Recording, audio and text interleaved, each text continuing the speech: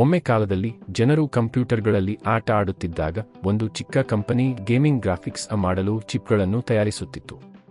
ಆ ಕಂಪನಿಯ ಹೆಸರು NVIDIA.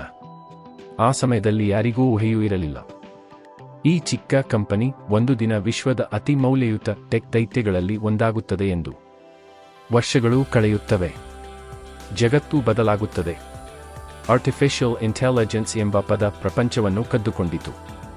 ಮತ್ತೆ ಎಲ್ಲರೂ ಅರಿತುಕೊಂಡರು, IA ಹೃದಯದಲ್ಲಿರುವ ಚಿಪ್ NVIDIA ಮಾಡಿದೆ ಎಂದು. 2023, 2024, 2025 NVIDIA ಬೆಳವಣಿಗೆಗೆ ಬ್ರೇಕ್ ಇರಲಿಲ್ಲ. ಜೂನ್ನಲ್ಲಿ ಅದು $4 ಟ್ರಿಲಿಯನ್ ಮಾರುಕಟ್ಟೆ ಮೌಲ್ಯ ದಾಟಿತು.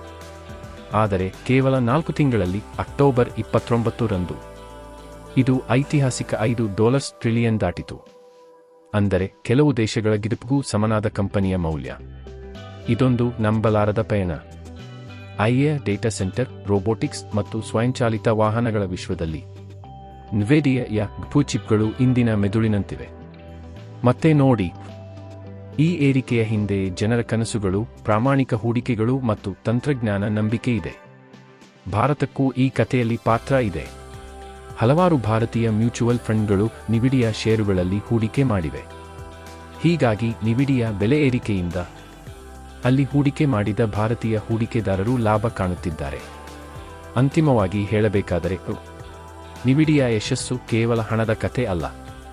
ಇದು ದೃಷ್ಟಿಯ ಕತೆ, ಧೈರ್ಯದ ಕತೆ ಮತ್ತು ಹೊಸ ಯುಗದ ಪ್ರಾರಂಭ.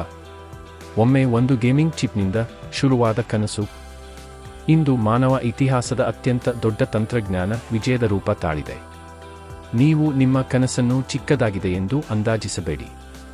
ಏಕೆಂದರೆ ಇಂದಿನ ಚಿಕ್ಕ ಚಿಪ್ವೇ ನಾಳೆಯ ವಿಶ್ವ ಬದಲಾಯಿಸಬಹುದು.